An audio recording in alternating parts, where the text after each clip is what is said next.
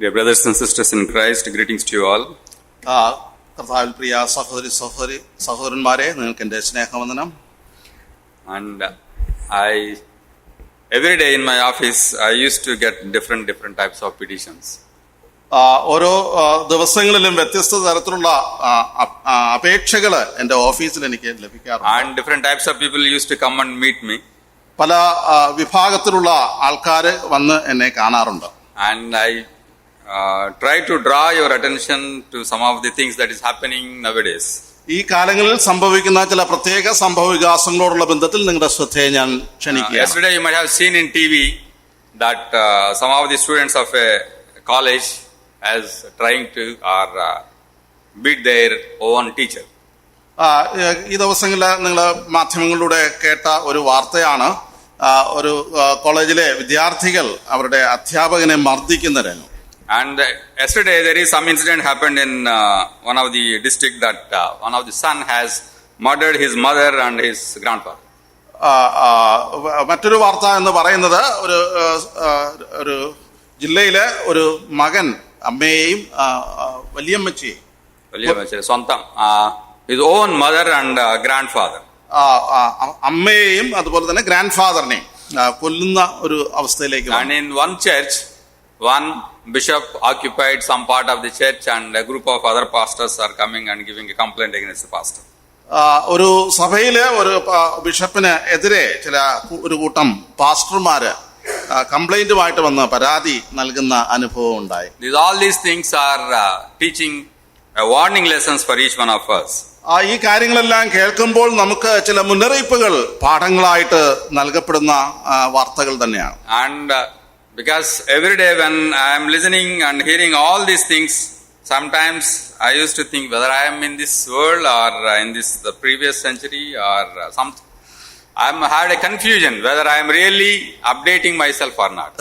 ഈ പരാതികളൊക്കെ കേൾക്കുമ്പോൾ എനിക്ക് തന്നെ സംശയം തോന്നാറുണ്ടോ, ഞാൻ മറ്റേതെങ്കിലും യുഗത്തിലാണോ കഴിഞ്ഞ നൂറ്റാണ്ടിലാണോ ഞാൻ എന്നെ തന്നെ പരിവർത്തനത്തിന് വിധേയമാക്കിയിട്ടുണ്ടോ എന്നൊക്കെ എനിക്ക് സംശയം തോന്നാറുണ്ട്. Because the challenges that is happening every day is really warning for us, or the days are very near.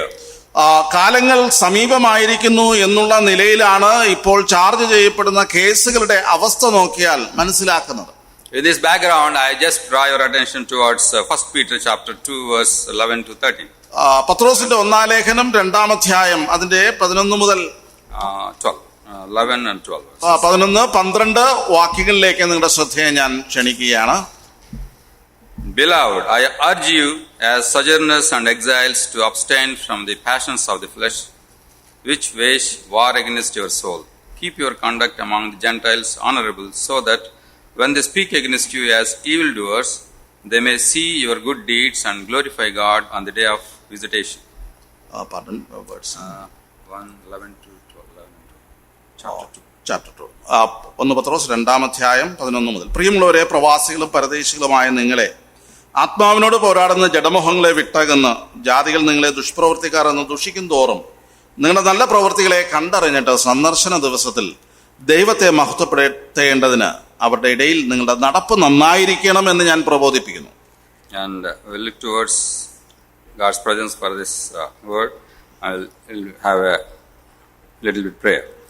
ദൈവത്തിന്റെ ആത്മാവ് ഈ വചനത്തിന്മേൽ നമുക്ക് പ്രകാശം നൽകേണ്ടതിന് ദൈവസന്നിധിയിൽ നമുക്ക് പ്രാർത്ഥിക്കാം. Heavenly Father, Lord, thank you, Lord, for giving this wonderful time of praising and worship you, Lord. Lord, we are trying to spend some time in the presence, and Lord, open our hearts so that we can listen to you and teach us what thy will is there, Lord. Help us and teach us, Lord. In Jesus' precious name I pray. Amen. Amen. And in this verse, Peter is writing a few words for us. പത്രോസ് ചില വാക്കുകൾ നമുക്കായിട്ട് രേഖപ്പെടുത്തി വെച്ചിരിക്കുന്നു. We will divide and we'll study like a Bible study. ഒരു വേദപുസ്തക പഠനത്തെ പോലെ ഇതിനെ വിഭജിച്ച് നമുക്ക് പഠിക്കാനായിട്ട് ശ്രമിക്കാം. It is the background is entirely if we go the background on what background Peter is writing, it's very interesting. പത്രോസ് ഈ വാക്കുകൾ എഴുതുന്ന പശ്ചാത്തലം എന്ന് പറയുന്നത് അത് മനസ്സിലാക്കുന്നത് വളരെ രസകരമാണ്. And I will take you to the background of Paul writing to Philippians chapter 3 17 to 21. അപ്പോസ്തലനായ പൗലോസ് ഫിലിപ്പിയർക്ക് ലേഖനം എഴുതുന്നതിന്റെ പശ്ചാത്തലം മനസ്സിലാക്കുന്നതിനായിട്ട് അതിന്റെ 3-ാം അധ്യായം അതിലെ ചില chapter 17 to 21. 17 മുതൽ 21 വരെയുള്ള And we'll try to compare both these things. Is there any similarities between these two? ആ ഭാഗവും ഇവിടെ വായിച്ച ഭാഗവും തമ്മിൽ എന്തെങ്കിലും സാമ്യമുണ്ടോ എന്നുള്ളത് നമുക്ക് പരിശോധിക്കാം. സഹോദരന്മാരെ, നിങ്ങളെല്ലാവരും എന്നെ അനുകരിപ്പിൻ. ഞങ്ങൾ നിങ്ങൾക്ക് കാണിച്ച മാതൃക പ്രകാരം നടക്കുന്നവരെയും കുറിക്കൊള്ളുവിൻ. ഞാൻ പലപ്പോഴും നിങ്ങളോട് പറഞ്ഞതുപോലെ അനേകർ ക്രിസ്തുവിന്റെ ക്രൂശിന് ശത്രുക്കളായി നടക്കുന്നു എന്ന് ഇപ്പോൾ കരഞ്ഞും കൊണ്ട് പറയുന്നു. അവരുടെ അവസാനം നാശം, അവരുടെ ദൈവം വയറ്, ലജ്ജയായതിൽ അവർക്ക് മാനം തോന്നുന്നു. അവർ ഭൂമിയിലുള്ളത് ചിന്തിക്കുന്നു, നമ്മുടെ പൗരത്വമോ സ്വർഗത്തിൽ ആകുന്നു. അവിടെ നിന്ന് കർത്താവായ യേശു ക്രിസ്തു രക്ഷിതാവായി വരും എന്ന് നാം കാത്തിരിക്കുന്നു. അവൻ സകലവും തനിക്ക് കീഴ്പ്പെടുത്തുവാൻ കഴിയുന്ന തന്റെ വ്യാപാര ശക്തി കൊണ്ട് നമ്മുടെ താഴ്ചയുള്ള ശരീരത്തെ തന്റെ മഹത്വമുള്ള ശരീരത്തോട് അനുരൂപമായി രൂപാന്തരപ്പെടുത്തും. Is there any relation or little bit? ഏതെങ്കിലും വിധത്തിലുള്ള സാമ്യം അല്ലെങ്കിൽ ബന്ധം ഈ രണ്ട് വേദഭാഗങ്ങൾ തമ്മിൽ നമുക്ക് കാണുവാൻ കഴിയുന്നുണ്ടോ? If you tell something only, I can go ahead. Is there any relation between this? The words are written by two writers, but the same Holy Spirit has made them to write. Both of them are great disciples. പൗലോസും പത്രോസും രണ്ട് എഴുത്തുകാരാണ്. എന്നാൽ അതിന്റെ പിന്നിൽ ദൈവത്തിന്റെ പരിശുദ്ധാത്മാവ് എന്ന ഏക ലേഖകനാണ് ഉള്ളത്. അവർ രണ്ടുപേരും വളരെ ദൈവ മഹത്വത്തിനായിട്ട് പ്രയോജനപ്പെടുന്ന ദൈവദാസന്മാരുമായിരുന്നു. Most of them, after spending lot of years, they wrote in their old age these two letters. ഈ രണ്ട് ലേഖനങ്ങളും ഈ രണ്ട് ലേഖനകർത്താക്കൾ അവരുടെ പ്രായത്തിന്റെ പാരമ്യത്തിൽ നിൽക്കുന്ന വേളയിലാണ് എഴുതുന്നത്. And here Peter is telling that if you some of the translations it is tell that one, beloved, I urge you. In one translation it is urge, another translation I beseech you. ഇവിടെ പത്രോസ് ഈ ഭാഗം എഴുതുമ്പോൾ ചില ട്രാൻസ്ലേഷനിൽ പ്രിയമുള്ളവരെ, ഞാൻ നിങ്ങളെ പ്രബോധിപ്പിച്ച് പറയുകയാണ്, ഞാൻ നിങ്ങളെ ആത്മാർത്ഥമായിട്ട് തർജ്ജനം ചെയ്ത് പറയുകയാണ് എന്നുള്ള ആശയത്തിലാണ് അവിടെ പറയുന്നത്. Because imagine the old people after a lot years of shepherding the sheep, and finally in the last stages they are going humbling and humiliating words. Beloved, I beseech you. ഇടയ ശുശ്രൂഷയുടെ അനേക വർഷങ്ങൾ പിന്നിട്ട് അത്രയും അവർക്ക് പ്രാഗൽഭ്യം ലഭിച്ച നിലയിലാണ്, വളരെ അധികാരത്തോടു കൂടെ തന്നെയാണ് ഈ കാര്യങ്ങൾ അവരുടെ മുമ്പാകെ പ്രബോധനമായിട്ട് പറയുന്നത്. Because really in my translation says that they are just begging. ഇവിടെ പറയുന്നത് അവരോട് അപേക്ഷിച്ച് പറയുന്നു എന്നാണ് സാറിന്റെ ട്രാൻസ്ലേഷനിൽ കാണുന്നത്. In Telugu translation says that I am begging you. Telugu ഭാഷയില് ഞാൻ നിങ്ങളോട് വളരെ താണു വീണ് അപേക്ഷിച്ച് പറയുകയാണ് എന്നാണ് പറയുന്നത്. Is it required generally? Because normally when in a classroom or in a church, if the pastor or a shepherd is over a period of time, if he is telling that it's slowly commands, rather than here he is beseeching, he is begging each and every believer that my beloved, I am beseeching you. ഇവിടെ ഇത് ശരിക്കും ആവശ്യമുള്ളതാണോ? സാധാരണ പ്രായാധിക്യവും അതുപോലെ തന്നെ പരിചയ സമ്പത്തും ഒക്കെ കൂടുമ്പോൾ കൽപ്പനാരൂപത്തിലാണ് പാസ്റ്റർമാർ സംസാരിക്കാറുള്ളത്. എന്നാൽ ഇവിടെ അവരോട് പറയുകയാണ്, ഞാൻ നിങ്ങളോട് അപേക്ഷിച്ച് വളരെ താഴ്മയോട് പറയുന്ന കാര്യമാണ് നിങ്ങൾ കുറിക്കൊള്ളുവിൻ. What might have happened? എന്താണ് സംഭവിക്കുന്നത്? This is like this, the things might have happened there itself. How the change are happening in our society like that, there also the changes might have happened in the first century. ഇപ്പോൾ ഈ കാലഘട്ടത്തിൽ സമൂഹത്തിന് വരുന്ന മാറ്റങ്ങൾ പോലെ തന്നെയാണ് ഈ പത്രോസിന്റെ ലേഖനം എഴുതുന്ന കാലഘട്ടത്തിലും അവിടെയുള്ള ദൈവജനത്തിന്റെ സമൂഹത്തിന്റെ മധ്യത്തിൽ മാറ്റങ്ങൾ സംഭവിച്ചത്. Because nowadays as the parents we are asking the children literally, not commanding. Earlier days, few generations back, our parents used to command. Now it's literally commanding is gradually shifting to begging, beseeching. All these things are coming up. മക്കളെ വളർത്തുന്ന വേളയില് കുറച്ച് കാലങ്ങൾക്ക് മുമ്പ് മാതാപിതാക്കൾ കുട്ടികളോട് കൽപ്പനാ രൂപത്തിൽ തന്നെയാണ് അവരോട് സംസാരിക്കുന്നത്. എന്നാൽ ഈ കാലഘട്ടത്തിൽ നമ്മുടെ കുഞ്ഞുങ്ങളോട് നമ്മൾ വളരെ താഴ്മയോടുകൂടെ അവരുടെ കാല് പിടിച്ച് അപേക്ഷിക്കേണ്ടുന്ന ഒരു നിലവാരത്തിലേക്ക് എത്തിച്ചേർന്നിരിക്കുന്നു. Just think of it. Our condition is reached like that. Even if we are going to tell the gospel and telling to some people, earlier days, it is the way of teaching is different. Nowadays, even in spite of telling so many times, people are not listening. സുവിശേഷം അറിയിക്കുന്നതിനോടുള്ള ബന്ധത്തിൽ പണ്ട് കാലങ്ങളിൽ നാം സുവിശേഷം അറിയിക്കുന്നതിന് വലിയ സ്വാഗതം ലഭിച്ചിരുന്നു. എന്നാൽ ഇന്ന് ആവർത്തിച്ച് അവരോട് സുവിശേഷം അവരോട് സംഭാഷിച്ചാലും അറിയിച്ചാലും അതിനോടുള്ള പ്രതികരണം വളരെ നെഗറ്റീവായിട്ട് മാറിക്കൊണ്ടിരിക്കുകയാണ്. Even I remember my father used to tell to my brothers' children, "Are you listen? So many times you listen, you are still not changed like that." Till his last days, he used to tell, request them, come to church, sit in the church, but they won't listen. പ്രിയ Spurgeon സാറിന്റെ പിതാവ് മക്കളോടും മറ്റുള്ളവരോടും കൊച്ചുമക്കളോടും ഒക്കെ സംഭാഷിക്കുമ്പോൾ പല കാര്യങ്ങൾ അവരോട് പ്രബോധനമായിട്ട് പറയാറുണ്ടായിരുന്നു. എന്നാൽ അവരുടെ ആത്മീക വളർച്ചയോടുള്ള ബന്ധത്തിൽ അവസാന കാലങ്ങളിലായപ്പോൾ അവരോട് വളരെ താഴ്മയോടുകൂടെ അപേക്ഷിക്കുന്നത് കണ്ടിട്ടുണ്ട്. And see, this is our warning for each one of us. Now the changing times are it's a really challenge for us, and they as the elders, they are requesting the church at the time, the same time, whereas our condition is like that. Our position is we have to beseech or urging, requesting the believers. കാലങ്ങൾ മാറിക്കൊണ്ടിരിക്കുന്നു, നമ്മുടെ സാമൂഹ്യ വ്യവസ്ഥിതികൾ മാറിക്കൊണ്ടിരിക്കുന്നു, സഭാതലങ്ങളിലെ അവസ്ഥകളും മാറിക്കൊണ്ടിരിക്കുന്നു. മുതിർന്നവർ ഇളയവരെ പ്രബോധിപ്പിക്കുമ്പോൾ അവരോട് വളരെ താഴ്മയോടുകൂടെ അപേക്ഷിക്കേണ്ടുന്ന ഒരു കാലഘട്ടത്തിലേക്ക് നാം എത്തിച്ചേർന്നിരിക്കുന്നു എന്നുള്ളത് നാം മറന്നു പോകുന്നു. That's why its wording is my beloved. അതുകൊണ്ടാണ് പറയുന്നത് എന്റെ പ്രിയമുള്ളവരെ. And normally the word is my beloved is so close, so intimate. The wording is so intimate. ഈ പ്രിയമുള്ളവരെ എന്നുള്ളത് അതിന്റെ ഏറ്റവും ഹൃദ്യമായിട്ടുള്ള അടുപ്പത്തിന്റെ അല്ലെങ്കിൽ ആ സ്നേഹത്തിന്റെ അവസ്ഥയിൽ നിന്നുകൊണ്ടാണ് ആ സംബോധന വരുന്നത്. It is very similar to the Christ is asking the church, my beloved church.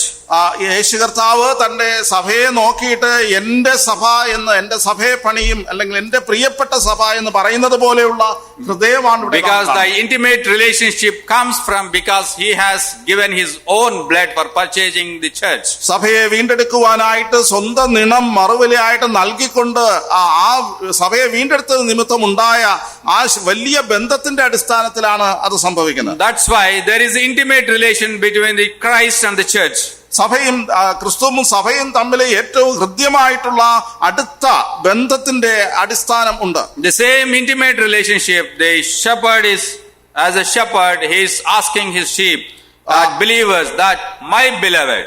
ഇടയന്മാർ അല്ലെങ്കിൽ മൂപ്പന്മാർ അവരുടെ ആടുകൾ എന്നുള്ള നിലയിൽ സഭയിലെ വിശ്വാസികളോട് അതേ ഹൃദ്യതയിലും ബന്ധത്തിലും അതിന്റെ അടിസ്ഥാനത്തിൽ വേണം സംഭാഷിക്കുക. The same time, the parents has a so intimate relations towards the children. That's why they should not go away from the commands.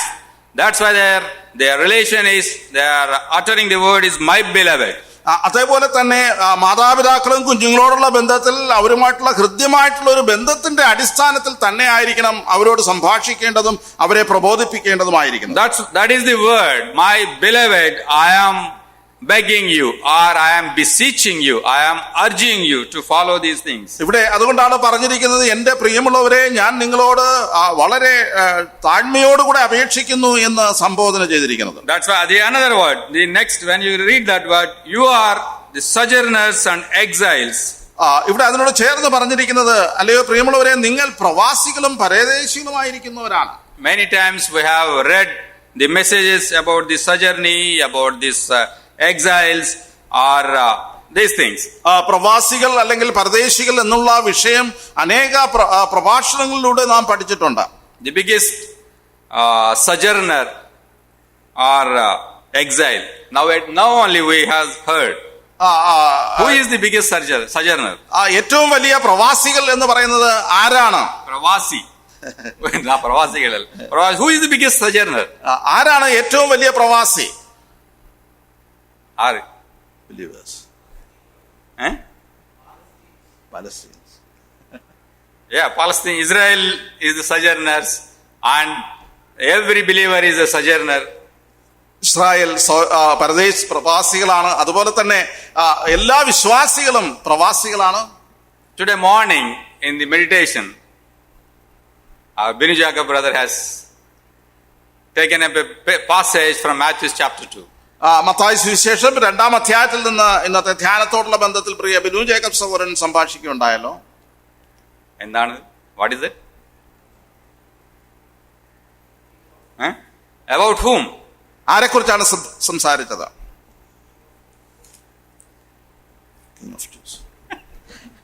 About whom? About Christ. ക്രിസ്തുവിനെ കുറിച്ചാണ്. He is a sojourner. അവൻ ഈ ഭൂമിയിൽ പരദേശിയായിട്ട് അവൻ വന്നവനാണ്. ആണോ?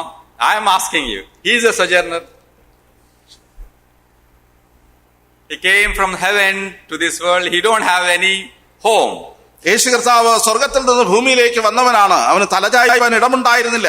And he moved from Nazareth to again Egypt, from Egypt to another place. Then he is moving here and there. Then even he told that I don't have any home to reside. ഇവിടെ യേശു കർത്താവ് നസ്രയത്തിൽ നിന്നും അതുപോലെ തന്നെ ബേത്ലഹേമിൽ നിന്നും മിസ്രൈമിലേക്കും അവിടെ നിന്ന് വീണ്ടും നസ്രയത്തിലേക്കും അങ്ങനെ പല സ്ഥലങ്ങളിലും മാറി മാറി അവൻ യാത്ര ചെയ്യുന്നതായിട്ട് നമുക്ക് കാണുവാൻ കഴിയും. During his work on this earth, when the disciples came and asking, Lord, where you are going to reside, we also come. Then he told, no, I don't have any home. യേശു കർത്താവ് ഭൂമിയിലായിരിക്കുന്ന സമയത്ത് ശിഷ്യന്മാർ അവന്റെ അടുക്കൽ വന്ന് ചോദിച്ചു, കർത്താവേ നീ എവിടെ പാർക്കുന്നു? അവൻ പറയുകയാണ്, എനിക്ക് പാർപ്പിടം ഇല്ല. Whom we can compare? Who is the greatest sojourner in this world? ഏറ്റവും വലിയ ലോകത്തിലെ പ്രവാസിയായിരുന്നവൻ യേശു കർത്താവ് തന്നെയല്ലേ? And when Christ himself is a sojourner, as the believers, he urges, the Holy Spirit urges through Peter or Paul that we are all sojourners and exiles. യേശു കർത്താവ് താൻ തന്നെ പ്രവാസിയായിരുന്നത് പോലെ ദൈവത്തിന്റെ പരിശുദ്ധാത്മാവ് പത്രോസിനോടും പൗലോസും മുഖാന്തരം നമ്മോട് പറയുന്നത് വിശ്വാസികൾ എല്ലാവരും നാം എല്ലാവരും പ്രവാസികൾ തന്നെയാണ്. When we are sojourners and exiles, then it is a request for them that you abstain from the passions of the flesh, which wage war against your soul. പ്രവാസികളും പരദേശികളുമായിട്ട് കഴിയുന്ന വിശ്വാസികളോടുള്ള ബന്ധത്തിൽ അവരോടുള്ള അപേക്ഷ അല്ലെങ്കിൽ അവരോടുള്ള ആഹ്വാനം എന്ന് പറയുന്നത് നിങ്ങളുടെ ആത്മാവിനോട് പോരാടുന്ന ജഡമോഹങ്ങളെ വിട്ടകന്ന് ജീവിക്കണം. Because there so many things are there. You can read from Galatians, you can read from Timothy, what are the things of these carnal things and what are the spiritual things. That is a big subject altogether. Galatia ലേഖനത്തിലും അതുപോലെ തന്നെ തിമോത്തിയോസിന്റെ ലേഖനത്തിലും ഒക്കെ എന്താണ് ജഡസ്വഭാവങ്ങൾ, എന്താണ് ആത്മസ്വഭാവങ്ങൾ എന്നുള്ള ഒരു വലിയ പഠന വിഷയമുണ്ട്. Yes, I am not going to do in that subject, but I am just trying to go through this exiles and sojourners, not to abstain or prevent or protect yourself from the things of this world. ഞാൻ അത്തരത്തിലുള്ള വിഷയങ്ങളിലേക്ക് പ്രവേശിക്കുന്നില്ല. എന്നാൽ പ്രവാസികളും പരദേശികളുമായ ദൈവ മക്കളോടുള്ള ബന്ധത്തിൽ അവരുടെ ആത്മാവിനോട് പോരാടുന്ന ജഡമോഹങ്ങളെ എങ്ങനെ കൈകാര്യം ചെയ്യണമെന്നുള്ള വിഷയമാണ് ഇവിടെ പറയുന്നത്. Paul tells to Timothy that be aware of all the things that is which is carnal things. തിമോത്തിയോസിനെ പൗലോസ് ഉദ്ബോധിപ്പിക്കുന്നുണ്ട്, ജഡത്തോട് പോരാടുന്ന സകല വിഷയങ്ങളെയും നീ അതിനോട് എതിർത്ത് നിൽക്കണമെന്ന് പൗലോസ് പറയുന്നുണ്ട്. For your reference, chapter 2 Timothy chapter 6 verse 11 onwards. തിമോത്തിയോസിന്റെ 2-ാം ലേഖനം 6-ാം അധ്യായം അതിന്റെ 11-ാമത്തെ വാക്യം മുതൽ. You can read afterwards. Okay. And even chapter 1 Timothy chapter 4 also. തിമോത്തിയോസിന്റെ 1-ാം ലേഖനം 4-ാം അധ്യായത്തിലും തിമോത്തിയോസിന്റെ 1-ാം ലേഖനം 6-ന്റെ 11 മുതലുമൊക്കെ നമ്മൾ അവിടെ വായിക്കുന്നുണ്ട്. That here Peter urges that abstain from the things of the or which related to the body. നിങ്ങളുടെ ശരീരത്തോട് ജഡത്തോട് ജഡമോഹങ്ങളോട് നിങ്ങൾ അതിനെ വിട്ടകന്ന് നിൽക്കണം എന്ന് പത്രോസ് What may be the background? എന്തായിരിക്കുന്നു അതിന്റെ പശ്ചാത്തലം? Because as a sojourners, as a exiles, the Israel is a big example for everyone.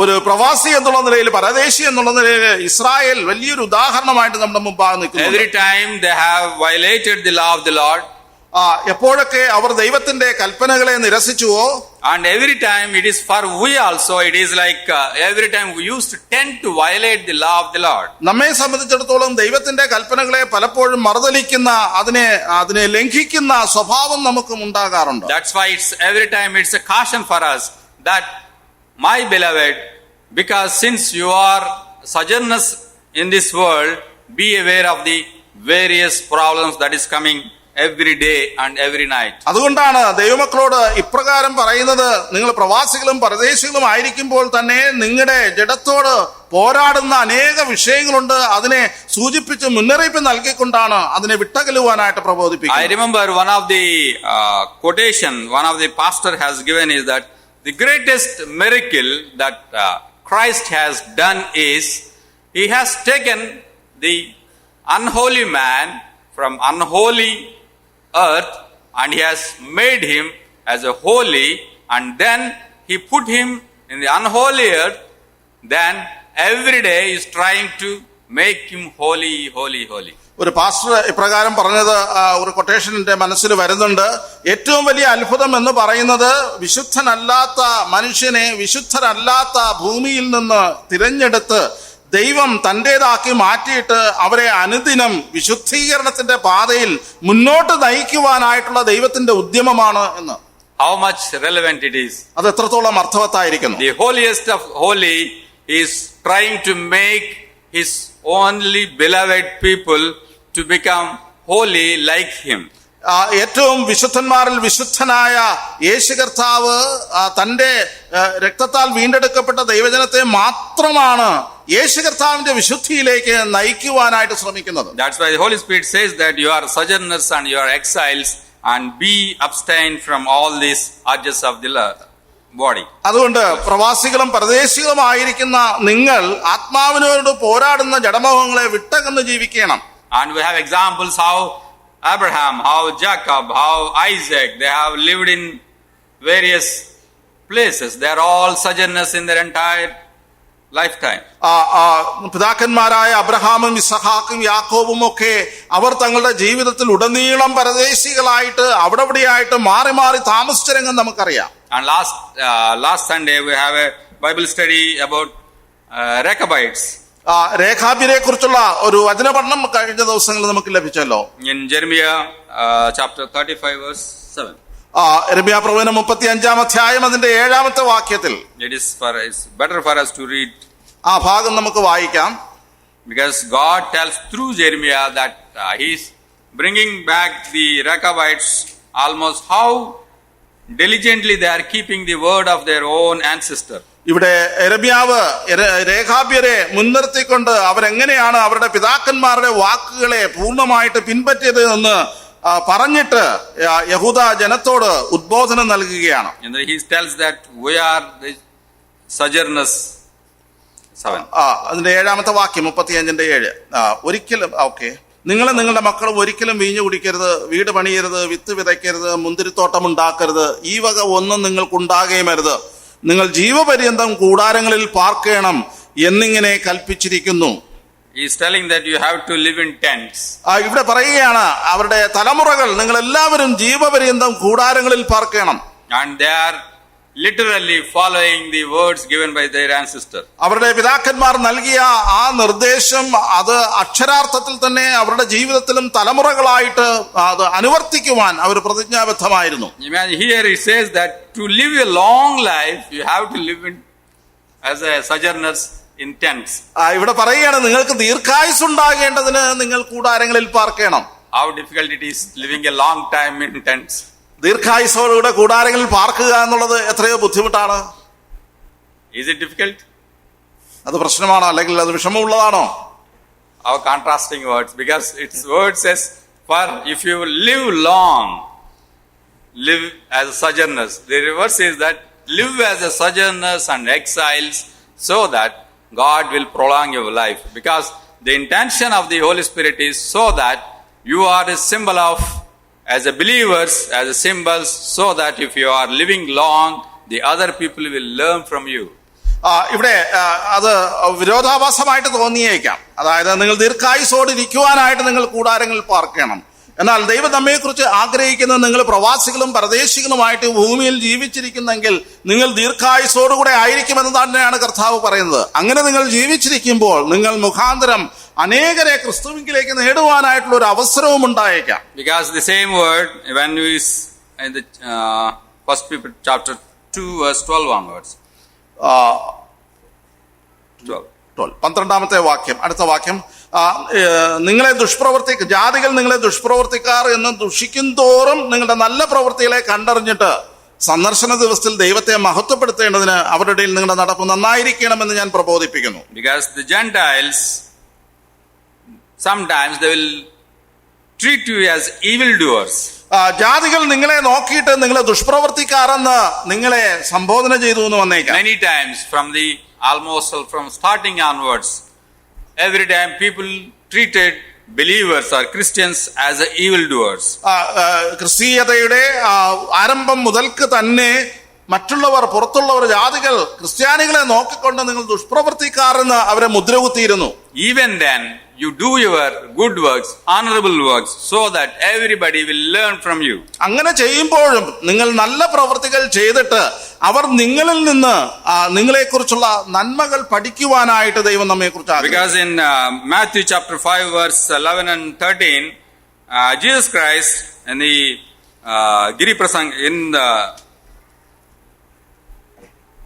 speech on the mountain, he says that you are the light of this world, you are the salt of this world. Mathai സുവിശേഷം 5:13 വാക്യങ്ങളില് യേശു കർത്താവ് തന്റെ ഗിരിപ്രഭാഷണത്തിൽ പറയുന്നുണ്ട്, നിങ്ങൾ ഭൂമിയുടെ ഉപ്പാകുന്നു, നിങ്ങൾ ലോകത്തിന്റെ വെളിച്ചമാകുന്നു. This is a direct words from the Christ that you are the salt of this world, you are the light of this world. യേശു കർത്താവ് നേരിട്ട് നമ്മളോട് പറയുന്ന വാക്കുകളാണ്, നിങ്ങൾ ഭൂമിയുടെ ഉപ്പായിരിക്കുന്നു, നിങ്ങൾ വെളിച്ചമായിരിക്കുന്നു. And at the same time, indirectly, when you are the light, when you are the salt, when you are sojourners, when you are exiles, when because of your living, when people see you, they will learn from you. എന്നാൽ പരോക്ഷമായിട്ട് നിങ്ങൾ ഭൂമിയിൽ ഉപ്പായിരിക്കുമ്പോൾ, നിങ്ങൾ ലോകത്തിന്റെ വെളിച്ചമായിരിക്കുമ്പോൾ, പ്രവാസികളും പരദേശികളും ആയിരിക്കുമ്പോൾ നിങ്ങളുടെ ചുറ്റുമുള്ളവർ നിങ്ങളെ കണ്ടിട്ട് നല്ല പാഠങ്ങളെ പഠിക്കുവാനായിട്ട് ഇടവരും. Because when you are undergoing troubles, when you are undergoing the sufferings because of various issues, but still you are standing on your face so that people will learn from you. നമ്മൾ പ്രതിസന്ധികളിലൂടെ അല്ലെങ്കിൽ കഷ്ടതകളിലൂടെ ഒക്കെ നാം കടന്നു പോകുന്ന വേളകളിലും നാം ഉറച്ചു നിൽക്കുമ്പോൾ, വിശ്വാസത്തിൽ നിലനിൽക്കുമ്പോൾ മറ്റുള്ളവർ നമ്മുടെ ദൈവത്തെക്കുറിച്ച് അറിയുവാനായിട്ട് ഇടവരും. Because this why Peter is writing these words is because at that time the church is undergoing the lot of persecutions. ഇവിടെ ഈ കാലഘട്ടം എന്ന് പറയുന്നത് പത്രോസ് എഴുതുന്ന കാലഘട്ടത്തിൽ സഭ വളരെ പീഡനത്തിലൂടെ കടന്നു പോകുന്ന വേള തന്നെയാണ്. Because most of them were spread to different areas because of the persecution from the Romans. റോമ ഗവൺമെന്റിന്റെ അവരുടെ പീഡനം കാരണം അവിടെയുള്ള ജനം, രക്ഷിക്കപ്പെട്ട ജനം, വിശ്വാസികൾ ചിതറിപ്പോയി പല സ്ഥലങ്ങളിലായിരിക്കുകയാണ്. Because they have moved from their own houses and since they are running away from the enemies, they are staying in different places, in tents or in different places. That's why you are a sojourners, but still you are beloved of the Lord. റോമ ഗവൺമെന്റിന്റെ പീഡനം കാരണം അവർ സ്വന്തം ഭവനങ്ങളിൽ നിന്ന് ഓടിക്കപ്പെട്ട് അവരെ പാലായനം ചെയ്ത് മറ്റു പല സ്ഥലങ്ങളിൽ കൂടാരങ്ങളിൽ പാർക്കുമ്പോൾ തന്നെ അവിടെ ആയിരിക്കുമ്പോഴും, നിങ്ങൾ പരദേശികളായിരിക്കുമ്പോഴും അവിടെ ചുറ്റുമുള്ള ജാതികൾ നിങ്ങളെ കണ്ട് ദൈവമഹത്വം മനസ്സിലാക്കണം. I am just reading one of the missionary books of Corrie ten Boom. One lady, she is a missionary. Corrie ten Boom എന്ന് പറയുന്ന ഒരു മിഷണറി ലേഡിയുടെ ജീവചരിത്രം ഞാൻ വായിക്കുകയാണ്. She is a Jewish. ഒരു യഹൂദ പശ്ചാത്തലത്തിലുള്ള സഹോദരിയാണ്. Just it's better to learn some of the missionaries in our daily life. ചില മിഷണറിമാരുടെ ജീവചരിത്രങ്ങൾ നമ്മുടെ ജീവിതത്തിൽ കൂടെ പഠിക്കുന്നത് നല്ലതാണ്. Imagine the persecution that is happening during the Second World War under the Hitler. Hitler തന്റെ രണ്ടാം ലോക മഹായുദ്ധ കാലഘട്ടത്തിലെ അഴിച്ചുവിട്ട വലിയ പീഡനത്തിന്റെ മധ്യത്തിൽ this family, Jewish family, comprised of the lady Corrie, her sister Betsy, another brother William, and his father Castor. They're all living in a Holland, in a place country called Dutch country or Holland. Netherlands. ഹോളണ്ടിന്റെ ഒരു പ്രദേശത്ത് ഈ പീഡന കാലഘട്ടത്തിൽ ഈ സഹോദരി കോറിയും സഹോദരി ബെറ്റ്സിയും brother വില്യമും അതുപോലെ തന്നെ തന്റെ പിതാവും അവിടെ ഹോളണ്ടിൽ താമസിക്കുകയാണ്. At that time, during 1935 to 45 is a period of this Hitler's period. Germany is so powerful, and they start anti-Semitism, and wherever Jews are there, they used to hunt and kill them. 1935-45 ഹിറ്റ്ലറുടെ കാലഘട്ടമാണല്ലോ. അവർ ഈ യഹൂദ ജനത്തെ എവിടെ കണ്ടാലും അവരെ പീഡിപ്പിക്കുവാനും അവരെ കൊല്ലുവാനുമായിട്ട് അവരെ Hitler ഇറങ്ങി ജർമ്മനിയിൽ നിന്ന് ഇറങ്ങി പുറപ്പെടുകയാണ്. There are some people, they thought that we will Hitler and his close aides, they thought that they can rise a super generations and eliminate all other people like Jews and any infidels, means any weak person, they used to kill them. ജർമ്മനിയിലെ ഹിറ്റ്ലറും കൂട്ടരും ഒക്കെ വിചാരിച്ചത് അവരുടെ ആ ഒരു ഉയർന്ന നിലയിലുള്ള ജീവിത നിലവാരമുള്ള തലമുറകളെ തങ്ങൾക്ക് മുന്നോട്ട് കൊണ്ടുവരുവാൻ സാധിക്കും. മറ്റുള്ള യഹൂദന്മാരും അങ്ങനെയുള്ള കുറഞ്ഞ ജനറേഷനിലെ ആൾക്കാരെയൊക്കെ നാമാവിശേഷമാക്കുമെങ്കിൽ ലോകം മുഴുവൻ തങ്ങളുടെ തലമുറകളായിരിക്കും. There is a secret service of Hitler, it's called Gestapo. ഗെറ്റ്സഫ് എന്ന് പറയുന്ന ഒരു രഹസ്യ secret service which they will find out wherever the Jews are there, wherever the people are hiding, they will find out, and suddenly the entire team will come, raid them and take them to concentration camps and kill them. യഹൂദന്മാർ എവിടെയെങ്കിലും ഒളിച്ച് താമസിക്കുന്നുണ്ടെങ്കിൽ അവരെ ചെന്ന് കണ്ടുപിടിച്ച് അവരെ പിടിച്ചു കൊണ്ടുവന്ന് concentration ക്യാമ്പിലേക്ക് കൊണ്ടിട്ട് അവരെ പീഡിപ്പിക്കുക എന്നുള്ളതായിരുന്നു ഈ രഹസ്യ കൂട്ടത്തിന്റെ ഡ്യൂട്ടി എന്ന് പറയുന്നത്. Done every time, because at that time the Holland, they half of it's very bordering to Germany as political geography. Holland is near to Germany. ജർമ്മനിയുമായിട്ട് അതിര് പങ്കിടുന്ന ഒരു രാജ്യമാണ് ഹോളണ്ട്. ഏകദേശം പകുതി സ്ഥലത്തോളം അതിർത്തി പങ്കിടുന്നതാണ്. It's ruled by kings. രാജാക്കന്മാരായിരുന്നു ഹോളണ്ട് ഭരിച്ചിരുന്നത്. And some of the generations, in the sense that their population is German speaking and Holland speaking type. അവരുടെ ജനസംഖ്യയിൽ ഭൂരിപക്ഷം പേരും ജർമ്മനിയും ഹോളണ്ടും അങ്ങനെ മിക്സ് ചെയ്ത് സംസാരിക്കുന്നവരാണ്. The king, they thought that they can support Germany. അവിടുത്തെ രാജാവ് വിചാരിച്ചു ജർമ്മനിയെ നമുക്ക് സപ്പോർട്ട് ചെയ്യാം. And that's why they are in a 50% of whether to support or not to support, like that. അവർ ഒരു തീരുമാനത്തിലെത്തുവാനായിട്ട് സപ്പോർട്ട് ചെയ്യണമോ സപ്പോർട്ട് ചെയ്യണ്ടയോ എന്നുള്ള ഒരു ആശങ്കയിലായിരുന്നു. But during the Second World War, Hitler started overcoming every, whether you are supporting or not supporting, he is started occupying each country surrounding the Germany. രണ്ടാം ലോക മഹായുദ്ധത്തോടുള്ള ബന്ധത്തിൽ ആരെങ്കിലും support ചെയ്താലും ചെയ്തില്ലെങ്കിലും ഹിറ്റ്ലർ ജർമ്മനിയുടെ നായകൻ എന്നുള്ള നിലയിൽ എല്ലാവരെയും കീഴടക്കി മുന്നോട്ട് പോവുകയാണ്. And one day, some of the known people are roaming around their Casper ten Booms house. ഈ കാസ്പർ കാൻപൂന്റെ വീട്ടിന് ചുറ്റും ചിലര് ഇങ്ങനെ വട്ടമിട്ട് നടക്കുകയാണ്. Those very close, those people are neighborhood, some people are there. Then they thought that nothing is happening. തന്റെ അയൽപക്കത്തുള്ള പലരും ആ കൂട്ടത്തിൽ ഉണ്ടായിരുന്നത് കൊണ്ട് തന്നെ മറ്റൊന്നും സംഭവിക്കുവാൻ ഇടയില്ല എന്ന് അവർ കരുതിയിരുന്നു. And most of the time the German people, German police, they used to roam around the streets, and some of them, at that time there is no food materials available, so they used to ration available from the particular places. ആ കാലഘട്ടത്തിൽ ജർമ്മനിയിലെ പട്ടാളക്കാർ കടന്നു വന്നിട്ട് ഭക്ഷണത്തിന് ക്ഷാമം ഉണ്ടായിരുന്നത് കൊണ്ട് അവിടെയുള്ള ജനതയ്ക്ക് ഭക്ഷണം വിതരണം ചെയ്യുമായിരുന്നു. Imagine the situation in almost 100 years back. ഒരു 100 വർഷത്തിന് പിന്നുള്ള ചരിത്രമാണ് എന്നുള്ളത് നിങ്ങൾ ഓർത്തോളൂ. But at the same time, some of the Jews or Jewish believers, they are trying to devise the ways how to protect from the Nazis, Hitlers, and so that some of them has devised a method of constructing some of the hiding secret places in their homes. Nazi ജർമ്മനിയുടെ പീഡനത്തിൽ നിന്ന് രക്ഷപ്പെടുവാനായിട്ട് എന്തെങ്കിലും മാർഗമുണ്ടോ എന്ന് ചില യഹൂദന്മാർ തിരക്കി അന്വേഷിച്ച് അവർ അവരുടെ വീടുകളിൽ ചെറിയ അറകള് നിർമ്മിക്കുവാനായിട്ട് തുടങ്ങി. Whenever they are finding out some Jewish houses are there, they used to suddenly come and conduct a raid and take them, and nobody knows what is going to happen to them. യഹൂദന്മാരുടെ വീടുകൾ ഏതെങ്കിലും കണ്ടെത്തിയാൽ ജർമ്മനിയുടെ പട്ടാളക്കാർ വന്ന് അവരെ പിടിച്ചുകൊണ്ടു പോകും. അവർക്ക് എന്ത് സംഭവിക്കുന്നു എന്ന് പിന്നീട് അറിവില്ലായിരുന്നു. The same thing, one day it's happened that the German Nazis came, they caught hold of Casper. He is almost 84 years old, and Corey, she is almost 51, 52 years, and her sister, they have took them, chained and took them to concentration camp. ഒരു ദിവസം ജർമ്മനിയിലെ പട്ടാളക്കാര് കടന്നു വന്നിട്ട് ഈ Casper 84 വയസ്സുള്ള പിതാവും 51 വയസ്സുള്ള കോറിയും അതുപോലെ തന്നെ തന്റെ സിസ്റ്ററിനെയും വിലങ്ങ് വെച്ച് ആ പട്ടാളക്കാർ പിടിച്ചുകൊണ്ട് പോവുകയാണ്. But before that, they have constructed a secret room in their home, and they are hiding 4 or 6 people inside the secret room. അവര് പിടിച്ചുകൊണ്ട് പോകുന്നതിന് മുമ്പ് തന്നെ ആ വീട്ടിന്റെ രഹസ്യ അറയില് 4-5 പേരെ അവിടെ രഹസ്യമായിട്ട് ഒളിപ്പിച്ചിട്ടുണ്ടായിരുന്നു. But their concern is they are going to die, but what is going to happen to those people whom we have secretly kept?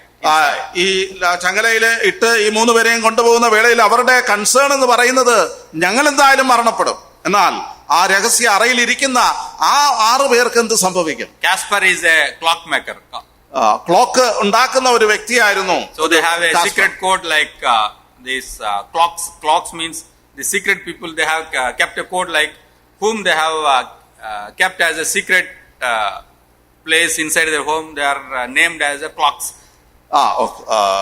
ഇത്തരത്തിലുള്ള റൂമുകൾ നിർമ്മിക്കുന്ന ഒരു വ്യക്തിയായിരുന്നു ഈ കാസ്പർ എന്ന് പറയുന്നത്.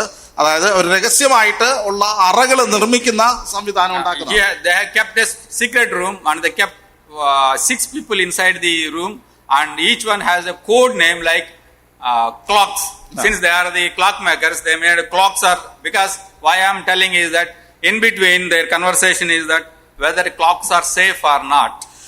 ഈ ഒളിച്ചിരിക്കുന്ന വ്യക്തികൾക്ക് അന്യോന്യം സംഭാഷിക്കുവാനായിട്ട് കോഡ് ഭാഷയുണ്ടായിരുന്നു. അത് അവര് ക്ലോക്ക് മേക്കേഴ്സ് ആയതുകൊണ്ട് അവർ അതിലുള്ള കോഡുകളിലൂടെയാണ് അങ്ങോട്ട് സംസാരിക്കുന്നത്.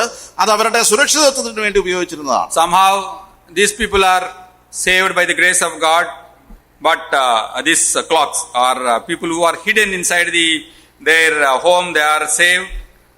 And what happened to Corey, Betsy and Casper is they are taken by the Germans to one concentration camp.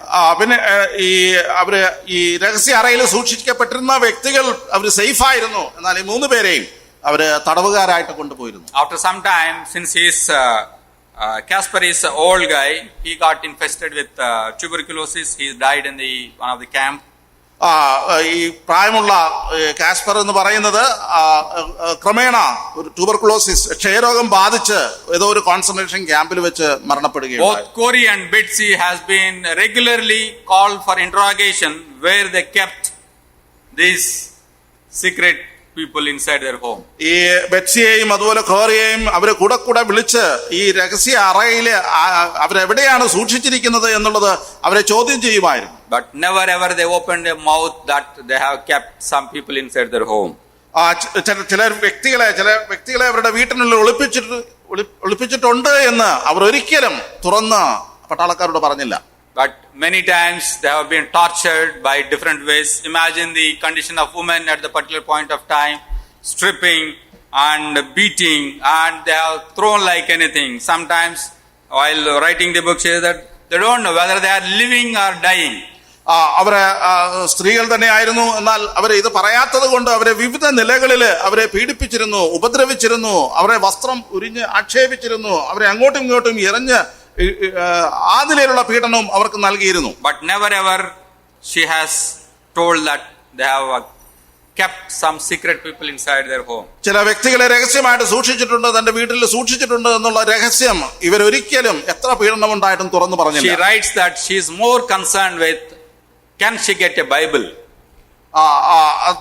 Quarry എഴുതുന്നത് ഇങ്ങനെയാണ്: എനിക്ക് വളരെ ഉദ്വേഗം ഉണ്ടായിരുന്നത്, ആകാംക്ഷ ഉണ്ടായിരുന്നത് എനിക്കൊരു ബൈബിള് ഈ സമയത്ത് കിട്ടിയിരുന്നെങ്കിൽ എന്നുള്ള കാര്യത്തെ കുറിച്ചായിരുന്നു. Somehow somebody has given a Bible.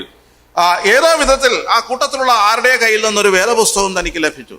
Imagine when the dresses are stripped off and she is trying to keep the Bible, somehow hiding in different places and keeping this Bible, so that because the word is encouragement for her.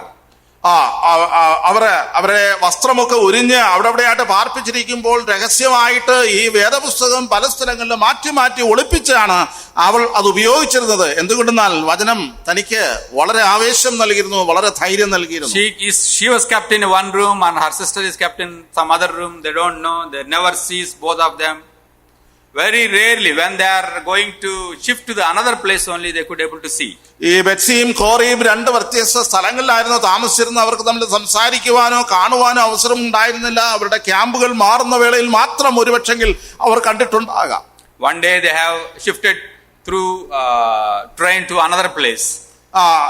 ഒരു ദിവസം അവരെ കൂട്ടത്തോടുകൂടെ മറ്റൊരു സ്ഥലത്തേക്ക് മാറ്റുന്ന രംഗമുണ്ടായി. And what she writes in that book is that this each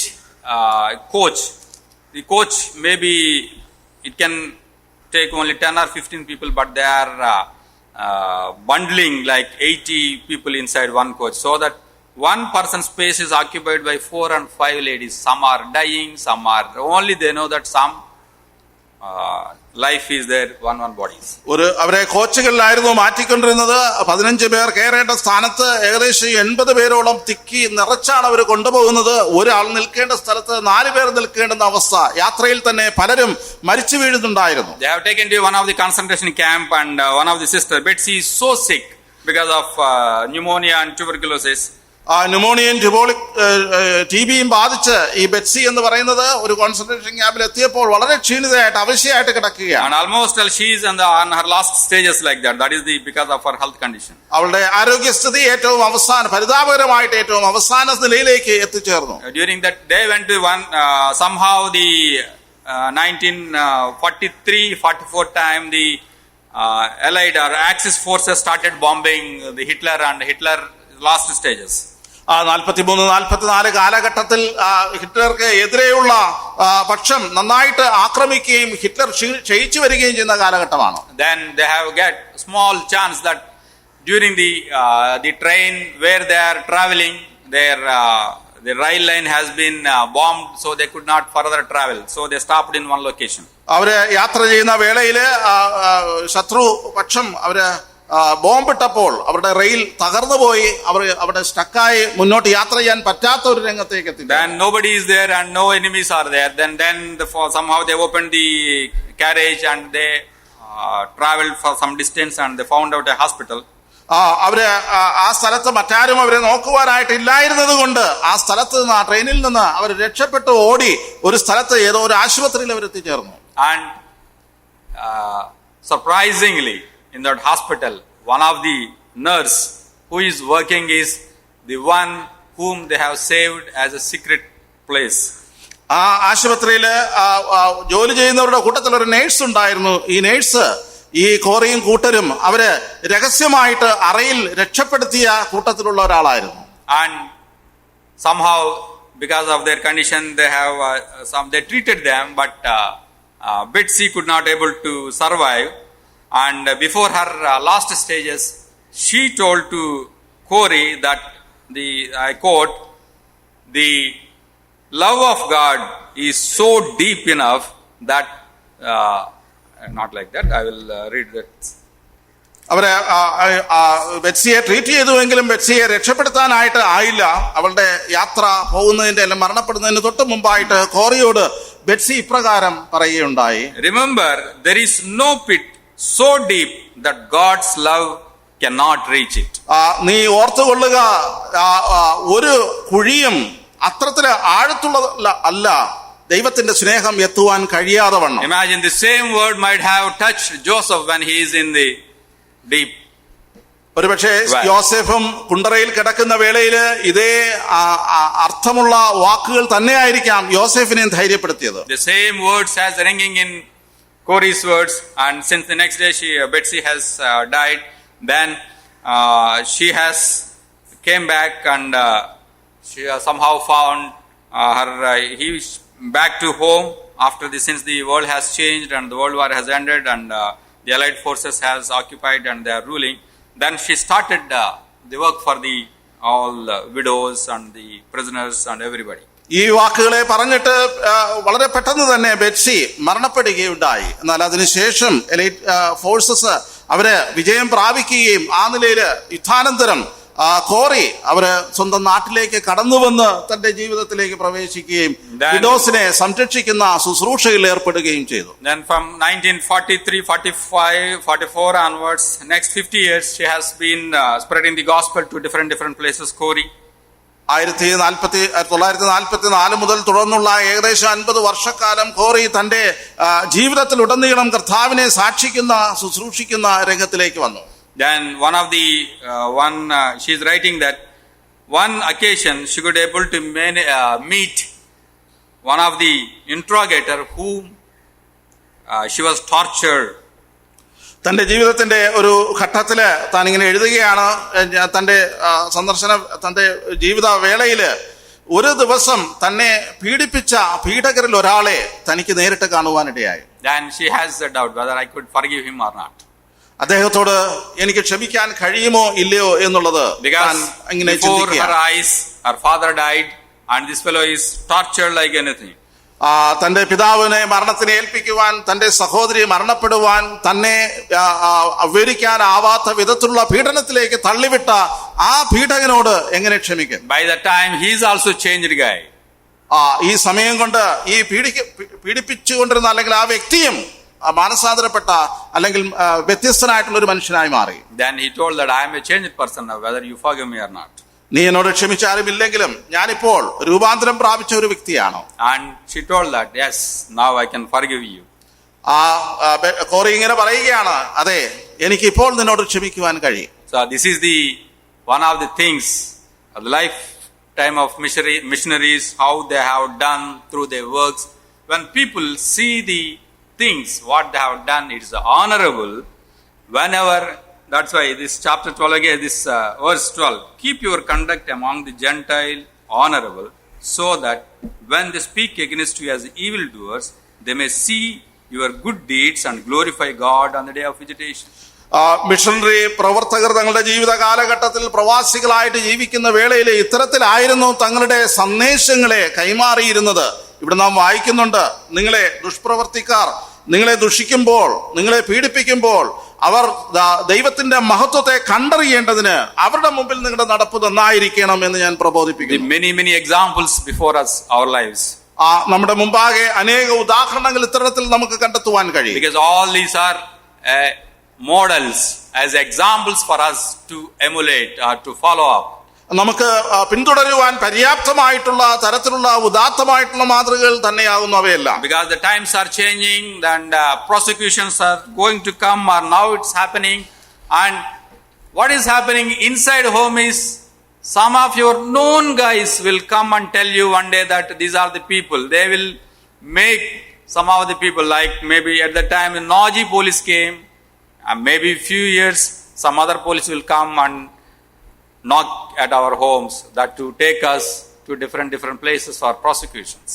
കാലങ്ങൾ കടന്നു പോവുകയാണ്, പീഡനങ്ങൾ അവിടെ ഇവിടെയൊക്കെ ആരംഭിച്ചു കഴിഞ്ഞു. നമ്മുടെ വീടിന്റെ വാതിൽക്കൽ ഒരുപക്ഷെ വന്ന് മുട്ടിയിട്ട് നമുക്ക് പരിചയമുള്ള വ്യക്തികൾ നമ്മെ ചൂണ്ടിക്കാണിച്ചിട്ട് ഇങ്ങനെ പറയും, ഇവരാകുന്നു ക്രിസ്ത്യാനികൾ. ആ നിലയിൽ നമ്മെ ഒറ്റിക്കൊടുത്തിട്ട് അവർ ഒരുപക്ഷെ നമ്മെ കോൺസെൻട്രേഷൻ ക്യാമ്പിലേക്ക് കൊണ്ടുപോകുന്ന നാളുകൾ അതിവിദൂരമല്ല. You don't know, but things may happen like that, because it's already happened. The Holy Spirit has clearly telling that these things are happened and be aware of. ഇവിടെ ദൈവത്തിന്റെ പരിശുദ്ധാത്മാവ് ഇത്തരത്തിലുള്ള സംഭവങ്ങളെ ഇവിടെ ചൂണ്ടിക്കാണിച്ചിരിക്കുന്നു, സംഭവിച്ചിരിക്കുന്നു. ഒരു പക്ഷെങ്കിൽ നാളുകളിൽ നമുക്കും അത് അങ്ങനെ സംഭവിച്ചുകൂടായികയില്ല. That's why here Peter urges us, oh my beloved, we are sojourners and exiles, so take care of all the things, since our citizenship we are the citizens of the heavenly kingdom. Our citizenship is in the heaven, so that show all your good deeds even before the evildoers, and finally it's God's name will be glorified. ഇവിടെ പത്രോസ് പ്രബോധിപ്പിക്കുകയാണ്, അവരോട് അപേക്ഷിക്കുകയാണ്, നിങ്ങൾ പ്രവാസികളും പരദേശികളുമായിട്ട് നിങ്ങൾ ഭൂമിയിലായിരിക്കുന്നു, നിങ്ങൾക്ക് ഇവിടെ നിലനിൽക്കുന്ന രാജ്യമില്ല, നിങ്ങളുടെ സ്വന്തം ദേശം സ്വർഗത്തിലാകുന്നു.